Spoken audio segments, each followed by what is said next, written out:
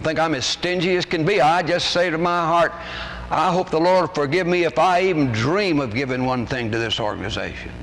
Because this organization is crucifying Christ, and I am not going to give to that. But wherever there's any love of filthy lucre, when you get a dime, remember, that's filthy lucre. And by the way, parents, when your children get money, do you teach them to tithe? I was thrilled the other day when one mother, I gave a limited amount to her for a little boy and said, this one goes to side. Yeah. Part of it was given to the little boy and the other part was tithing. I'm glad I was brought up on that. And I'm glad that my folks at home were brought up on that. You say, that's not the maximum. No, I think I'd be awfully stingy if I just gave a tenth to the Lord. But that's the minimum. And folks, don't expect God to bless you if you don't tithe. Right. Don't blame it on circumstances or situations or anything else. Don't expect God to bless you if you don't tithe. Wade C. Smith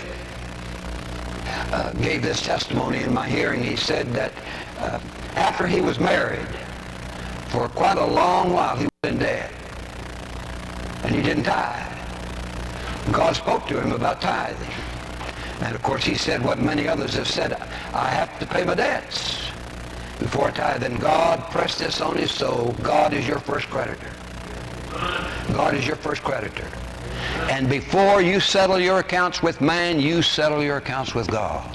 Amen. And Wade C. Smith began to tithe, and I heard him give his testimony 20 years later. And 20 years later he said, 6 months after I began to tithe, I was out of debt. And all through those years, I've never been in debt one time. Well, somebody said, oh, I don't want to be in debt, I'll tithe. Well, Dr. Fleece said to me one time, God blesses all tithers except those who tithe in order to be blessed. See, because if you tithe in order to be blessed, you don't really tithe. Because it's a matter of the heart as well as the income. Is it too much to expect that every single member of this church will tithe? I don't believe it's too much to expect. Folks, if you don't, you're open to false teaching.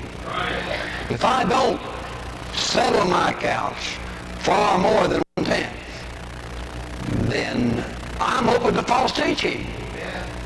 The ways of the false teachers. Verses 1-4 are summarized by the words, kept for Jesus Christ. Kept for Jesus Christ. One key to the book of Jude is it's the last of the 21 epistles. The last of the 7 general epistles. The last of 21 epistles. And it automatically drives you back into the other books. So when you study Jude with me this semester, keep going back to other books. And one of the main books to which to return. Now that's for the kids at school. That's not for us. I'll jump on Joe or some of these folks for not turning it off, you know. No, you know, I like for something like that to happen. It relaxes you a little bit.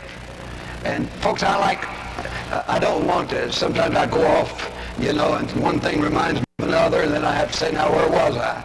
I don't want to do that too much, but there's something good in that too. It keeps you unlaxed a little bit. I think oftentimes we preachers are too good. We're too exact so that we're good for nothing, sort of, you know? And to keep away from that informal way. Well, you heard me defend myself on that, so so we'll go on. Kept for Jesus Christ. This drives you right back into the book of Hebrews. Hebrews is the foundation for the general epistles, these last 7 books before Revelation. And it tells me that my great high priest, Jesus Christ, is in heaven, in his body, praying for me all the time. Now that helps me to know he's in his body. You know, if he didn't have a body,